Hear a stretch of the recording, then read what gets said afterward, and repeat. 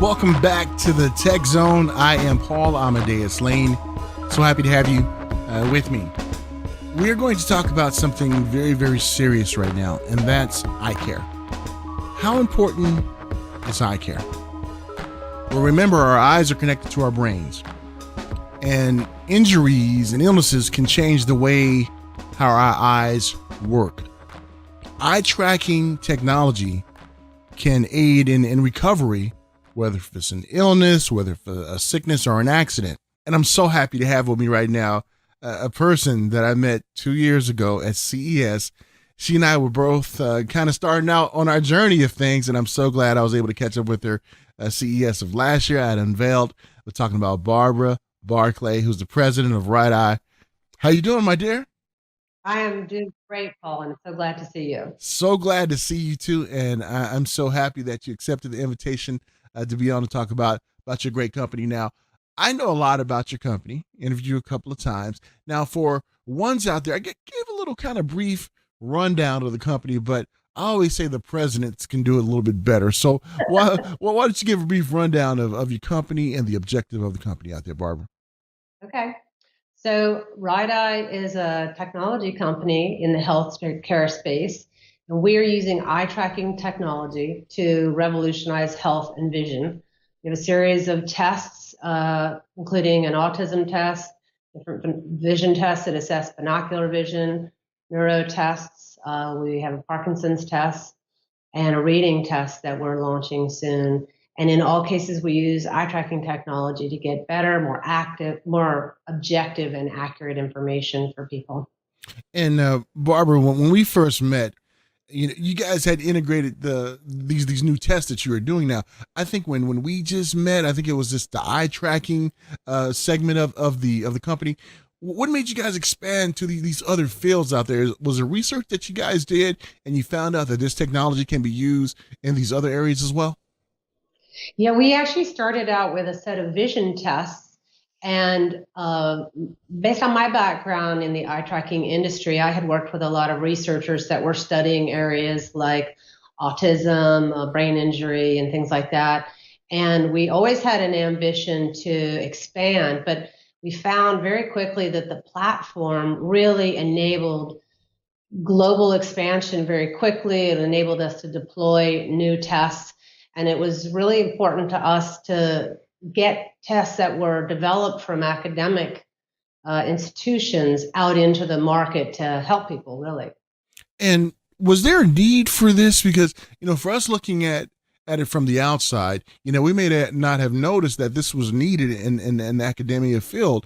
And kind of explain that to us of how that came to be a need out there. Well, a test, for example, if you're looking at vision, today optometrists have a variety of fairly expensive tools, and it requires a lot of expertise to screen for a problem with your eyes that might affect you in school but wouldn't be obvious on a sort of an eye chart kind of thing. And they call it a binocular vision problem, but it might be, you have trouble tracking your eyes or using them together. Other examples where autism is very difficult to diagnose, and it's very important to diagnose it extremely early, because the earlier you can diagnose it, the earlier you can intervene and you have better outcomes. Similarly, Parkinson's, I think it's misdiagnosed 50% of the time. If you get misdiagnosed, it can cost $20,000 of sort of going from doctor to doctor to try to find out what it is. Wow. Yeah. And so we knew from the research that eye movements were sort of an incredible, simple, non-invasive, and objective tool, and that there was research out there that was absolutely supported these types of things and provides indicators. So it was sort of a natural extension once we realized that we were able to do it easily on our platform. So Barbara, take us to when you guys recognized the need to creating Right Eye. Kind of the brainstorming behind the scenes. Was it kind of like an intense journey to try to get where you are today, or was it kind of seamless? Like, hey, let's do this, let's make it happen. Take us behind the scene. We want to know the dirt out there of how it all started. So actually, the company was founded by Adam Gross and Dr. Melissa Hunthelvey a couple of years before I arrived. And Dr. Huntlevé has a very interesting background. She played tennis. She was a professional tennis player and then a coach. And she got her PhD in sports psychology and did her dissertation on human performance using eye tracking. So where does someone look when the ball is coming at them? And Adam, who's the CEO, he had already had a couple of companies, had just sold it, and they were playing doubles tennis together, and they ended up parked next to each other and started talking. And he had just sold his company. So they founded the company and really originally had envisioned a wearable that assessed human performance on the field, which is pretty challenging to do. They actually developed that. About the time I joined the company in February of 2015, the first customer, which was a military customer of ours, said, hey, can you use the same technology to build vision tests? We really need to know a lot more about our military elite. You know, do they have field of view issues? Do they have a certain eye dominance, et cetera? And we spent about 3 months assessing, can we use eye tracking to effectively, efficiently, and objectively measure eye movement? And once we do that, can it be improved? Like, can you improve aspects of your vision? And the answer to everything except for the eye chart is yes. So we very quickly realized that there was a huge and incredible need for vision tests. 25% of kids, it's estimated, have vision problems. There's concussions that are, very difficult to diagnose because there's no real objective information. And it was really quickly apparent to us that it was just a real dearth of objective information, and we were in the position to develop something to fill it. Well, that's something so kind of like a coincidence meeting, Yeah. began right out. Isn't that ironic how things like that can happen? If you think about the fact that they played tennis together, and then the reason I joined the company, I had left my company to start something very similar to this. And the CEO, Adam, he said on LinkedIn, hey, why don't we go to lunch? We live, 10 minutes from each other. And I went to lunch with him. And by the end of the lunch, he was saying, are you sure you want to start your own company? Maybe we could all do this together. That is awesome. And thanks for sharing that, because, that's what I like to do. I like to delve into, how it all started. And, so one can see out there just the human element out there of different companies, and a company like yours, it's truly amazing. Now, and we look at what your company does is really look at the research and also the vision science out there. The technology exists today. Talk about how it makes the objective a little bit more easier than it was, let's say, 30 years ago. Oh, gosh, yeah. So people have been tracking eye movements for a long time. And, they used to use, and I think a couple of people still do, something called a sclera coil, but it's a coil that goes around attached to your eyeball. And then they moved on to sort of big behemoths with sort of a chin rest. And around the beginning of 2001, the kind of eye tracking that was non-invasive was invented. So you could sit in front of it and have sort of freedom of head movement, but it was kind of big and expensive. In the last 4 or 5 years, that technology has gotten less expensive and smaller form factor, which is both very, very important for what we're doing. And that was a huge, huge difference, and really is what has enabled us to effectively, do what we're doing. That's awesome. And, I remember when we met in 2015 at the Consumer Electronics Show. That's the same year that the company that puts on CES was known as Consumer Electronics Association. And that year, that's when they changed the acronyms to Consumer Technology Association, because they saw that technology now has morphed into everything from digital health from all these different other avenues out there, and it was really a refreshing kickoff to find companies like yourself out there at the show. Because before, because I covered the show for several years, it was just phones, it was just microwaves, it was TVs, and now we start to see digital health. And you and I talked about this before we were on air. And just talk about when you guys decided to go to CES 2015, and just how you guys may have felt a little apprehension about being there, and also the success that came out there. Please share that with the audience out there. We had just launched in the October before that. We had just launched our first circular smooth pursuit test, and we had 30 tests that we were launching. We just hired our first PR agency, and I felt really strongly, and so did they, that we really needed to go to Consumer Electronics Show and make a big splash. But at the same time, when you go to an event that big, there's just so much noise and other things they have a lot of money to spend, and it's very exciting, and especially in the digital health area, all kinds of, sports technology and fitness technology. What if nobody comes to our little 10 by 10 booth? But we had, I think, every strategic relationship that we got at the first Consumer Electronics Show that we went to. And then we also, of course, met you. And I think I must have done, between us, the three of us did maybe 20 interviews. So it was really, really great. And I think they, embrace new technology, and there was really nothing like what we have. Yeah, it was amazing. I remember when you came over to our booth and we did the interview, and I was just blown away by the technology and the innovation that went into what you guys are doing over there. And when it comes to the ever changing world of technology, how do you guys stay abreast of things to make sure that you are always integrating the latest things out there to even make this goal even easier to achieve of eye health and eye tracking? Mm-hmm. I'd say the key technology for us is the eye tracking technology. And so we have close relationships with a number of the top manufacturers of eye tracking technology company.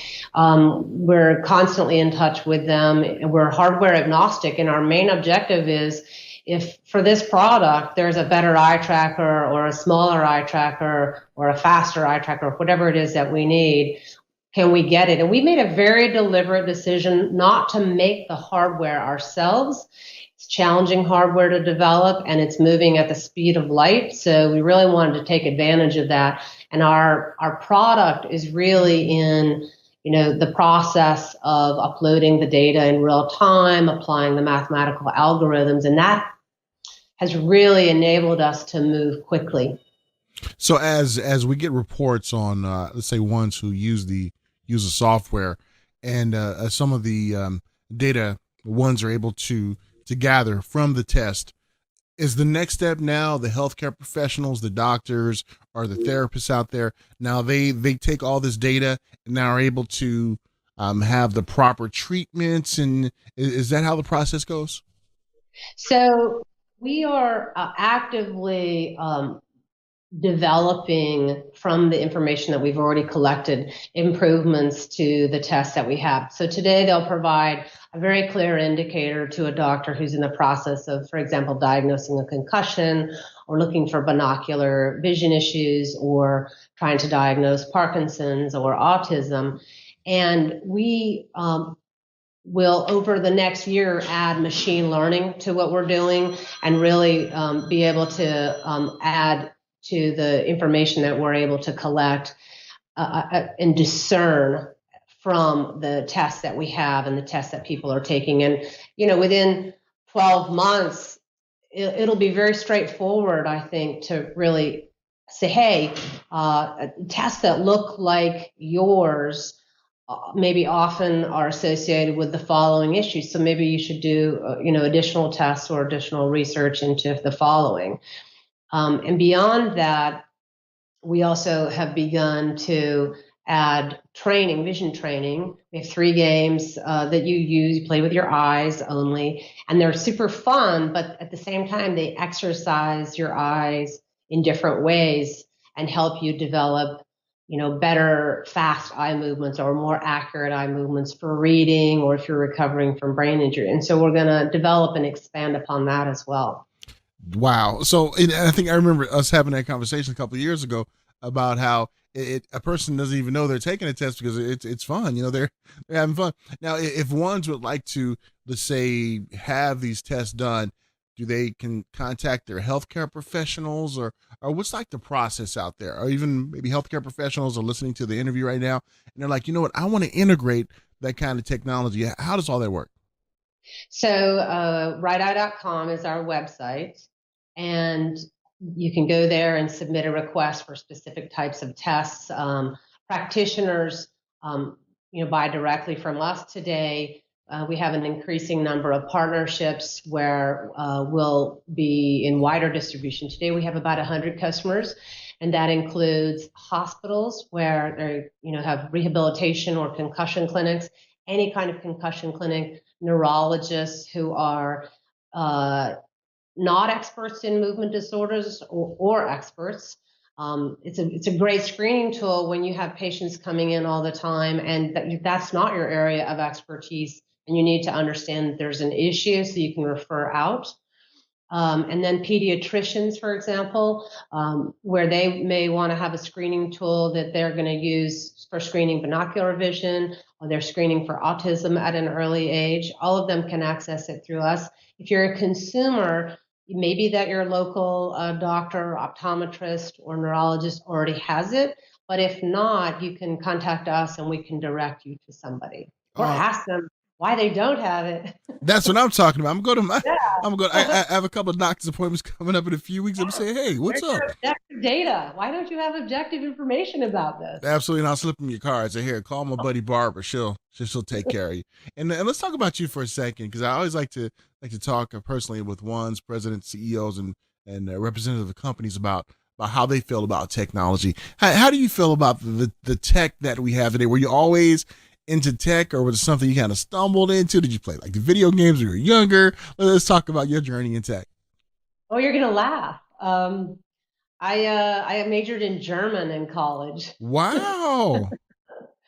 and then I went and got an MBA. And the company that I first worked for out of college was an information. It was a pretty high tech company called Information Inc. and Information Resources Inc. (IRI), and they really did, scanning data in the retail grocery environment. And I thought, doing analyses of how much is sold and why it's sold and what promotions do for it was so exciting that I, practically begged to work there. And it turned out that when you get into the information business and the way of how do people look at information, how do they need it, how do they access it, how do they visualize it once they have it, this is way back in 1992, turned out to be where everything was going. Because, there was no internet then, but it turned out that every position I had led me deeper and deeper into how do you access and visualize information, and what's the best way for someone who doesn't really understand the meaning of this to see it and find meaning in it. And we're still doing that today. Awesome. I always use a lot of movie references when I talk, especially sci-fi movies and everything. So in the words of Star Wars and Yoda and also Darth Vader, it was your destiny. That's what it was to be in the tech field, and also the college that you went to, Indiana University. I understand you're a big Ohio State fan. No, I'm just joking. Being from Indiana, you said no, you're a big Hoosier fan. So I do have a son getting ready to go to college, so I'm prepared to be open-minded about other schools. There you go, especially if it's a rival Big Ten school, right? Oh, yeah. I hear you. Well, Barbara, it's been amazing talking to you, my dear. Before I let you go, is there anything else you'd like to articulate out there to the audience out there?